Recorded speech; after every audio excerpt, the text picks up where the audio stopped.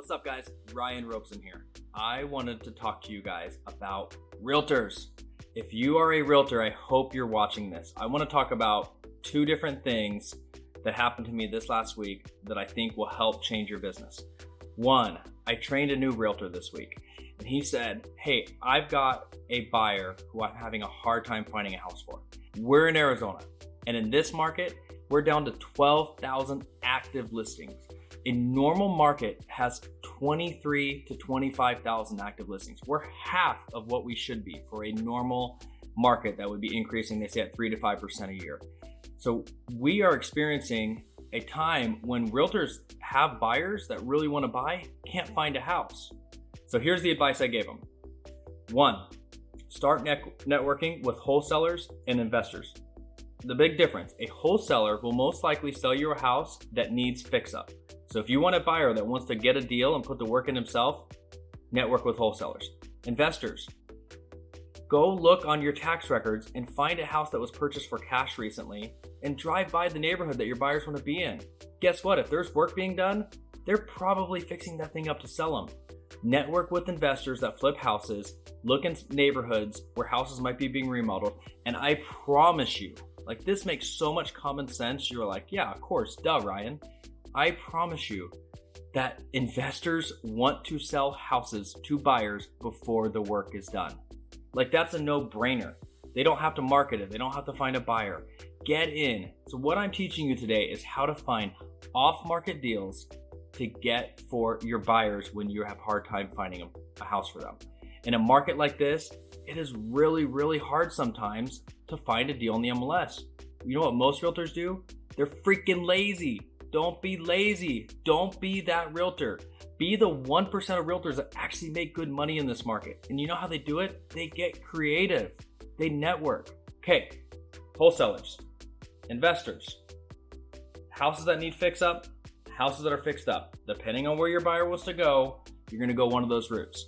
Here is another method that will really help you if you have a buyer and you can't find a house for them. Run your MLS for canceled and expired listings for the last 90 days. Now, all of this, you're like, Ryan, man, that just makes sense. But are you doing that? Are you spending the time to run that? And guess what? Go knock on the door, and there's probably pictures from the old MLS. You can qualify the house and see if it's something your buyer would want. You could show it to your buyer and say, are you interested in this house? Go knock on the door, have the pre-qual in hand. And you know why that's important? When we expire or cancel one of our listings, I get blown up by about 100 realtors, and their pitch is, I have a buyer for your house. And you know how annoying it is when I say, all right, yeah, tell me more about your buyer. And they're like, oh, well, we've got a bunch of buyers in the area. Can we come out and look at it? And they're trying to get the listing. I don't want to list the house again. What I want is a buyer for my home. So if you do that and you're able to knock on the door of an expired listing that your buyer is interested in, guess what? You can now probably get paid a 4, 5, 6% commission by bringing that buyer. How freaking cool is that? All right, another experience I had this week that I want to share with you guys. I had a realtor almost kill a deal for their buyer.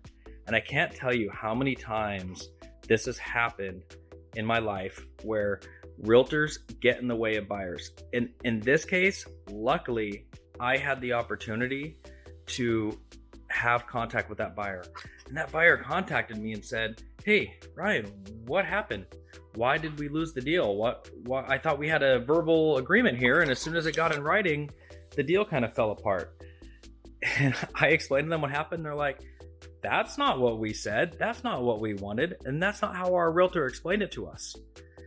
So, you know, I can go into details here, but it really doesn't matter. What matters is, as a realtor, what I see often is you let your ego and your arrogance get in the way of your buyer's needs.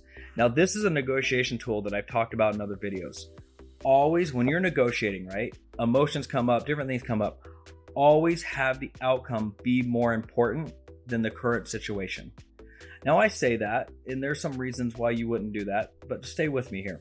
If you focus on the outcome, and the outcome is my buyer wants this house, okay? that's going to change the way you negotiate. Now, I'm not saying you shouldn't negotiate from a place of power or negotiate. There's a lot of negotiating tools that I'll teach you guys in other videos. But what I want you to do is don't kill a deal over your arrogance of wanting something that your buyer probably would be okay with.